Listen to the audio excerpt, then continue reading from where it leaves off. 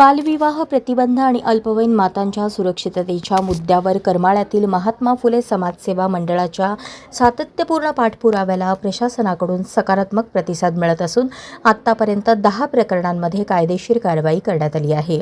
पत्रकार परिषदेत रजनीगंधा गायकवाड आणि प्राध्यापक वामन बावळे यांनी ही माहिती देत बालविवाह निर्मूलनासाठी आता सामाजिक जनजागृती मोहिमेलाही वेग देण्यात येणार आहे।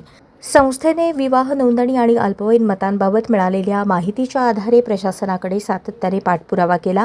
जिल्हाधिकारी, बाल हक्क आयोग आणि विशेष चौकशी समितीच्या माध्यमातून प्रकरणांना गती मिळाली असून संबंधित विभागांकडून कारवाई सुरू झाली आहे। या लढ्याला प्रशासनाचा वाढता पाठिंबा मिळत असल्याने बालविवाह प्रतिबंध मोहिमेला बळ मिळाले आहे।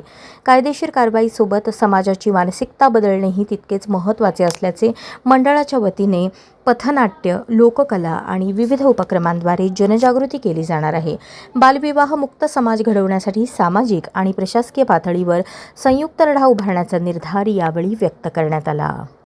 मागे आता एक विषय चालू आहे की अल्पवयीन 86 अल्पवयीन मातांचा विषय सध्या चालू आहे सगळीकडे सोलापूर जिल्ह्यामध्ये आपल्या। तर त्यामध्ये आमची भूमिका, आम्ही इथं आलेलो, आमची जी भूमिका होती त्यामध्ये नेमकी काय होती, आम्ही महानगरपालिकेकडे विवाह नोंदणीमध्ये बालविवाहाच्या नोंदी मागण्यासाठी गेलो होतो, ज्यामध्ये महाराष्ट्राचे विवाह मंडळाचे विनियमन आणि विवाह नोंदणी अधिनियम 1998च्या कलम 15 नुसार आम्ही ती माहिती मागितली होती की विवाह नोंदणीमध्ये किती बालविवाह आहेत। तर त्यांनी आम्हाला काय केलं की कायद्याचं अज्ञान असेल बहुतेक त्यांची किंवा नजरचुकीने त्यांनी आम्हाला ती माहिती दिली। त्यामध्ये अल्पवयीन मातांची माहिती आली। अल्पवयीन माता म्हणजे नेमकं काय की बाबा त्यांना एक समज झाला की अल्पवयीन आहेत म्हणजे 100% यांचा बालविवाह झालेलाच आहे। त्याच्यामध्ये पीडितही असू शकतात किंवा वेगवेगळ्या प्रकारच्या ह्याच्यातून पण आलेले असू शकतात, हे त्यांना माहीत नव्हतं। मग त्यांनी आम्हाला ती माहिती दिली। आम्हाला 30 तारखेला संध्याकाळी ती माहिती भेटली।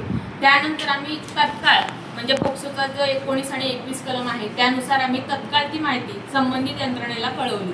त्यानंतर 31 तारखेला आम्हाला 30 तारखेला संध्याकाळी भेटल्यानंतर आम्ही 31ला ती माहिती सर्वांना मेलद्वारे कळवली संबंधित विभागाला, पण ते पाहिजे तशी दाद घेतली नाही। मग त्यामुळे आम्ही तीच माहिती रिपीट रिवाईज करून 7 एप्रिलला जिल्हाधिकारी साहेबांना मेल पाठवला आणि त्याचबरोबर महाराष्ट्र राज्य बाल हक्क आयोगाला पाठवला।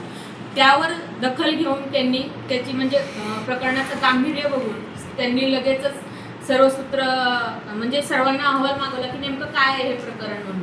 तर त्यामध्ये असं दिसून आलं की 86 बालमातांची यादी आम्ही त्यांना दिली होती। त्याच्यामध्ये गोपनीयतेचा कोणताही आम्ही भंग केला नव्हता, कोणत्याही सार्वजनिक माध्यमांना किंवा कुठेही सार्वजनिक होईल आणि त्या पीडितेची ओळख डिस्क्लोज होईल असं आम्ही केलं नव्हतं। त्याच्यामुळे जे लोक त्या यंत्रणेमध्ये काम करतात त्या लोकांनाच आम्ही ती माहिती दिली होती। आणि काही ठिकाणी आम्ही असं ऐकलं होतं की संस्थेकडून गोपनीयतेचा भंग झाला, परंतु संस्थेकडून आम्ही कोणत्याही प्रकारचा गोपनीयतेचा भंग केलेला नव्हता। सरळ आम्ही ती माहिती पोलीस स्टेशन, CP ऑफिस, त्याच्यानंतर महाराष्ट्र राज्य बाल हक्क आयोग आणि त्यानंतर जिल्हा बाल संरक्षण कक्ष आणि बाल कल्याण समिती ह्यांना दिली होती।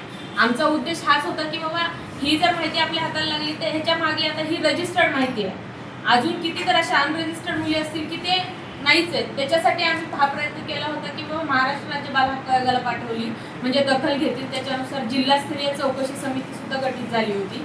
वेगवेगळ्या प्रकारचे अहवाल संबंधित विभागाचे अहवाल मागवण्यात आले की तुम्ही काय कार्यवाही केली ह्याच्यावर मेल भेटल्यापासून प्राप्त झाल्यापासून 7 तारखेचा। त्यानुसार त्यांनी संबंधित विभाग त्याच्यावर कार्यवाही करते। आणि आता असं एक चित्र असं झालंय की बालविवाह भरपूर प्रमाणात होतात, परंतु यंत्रणेला माहीत होत नाही।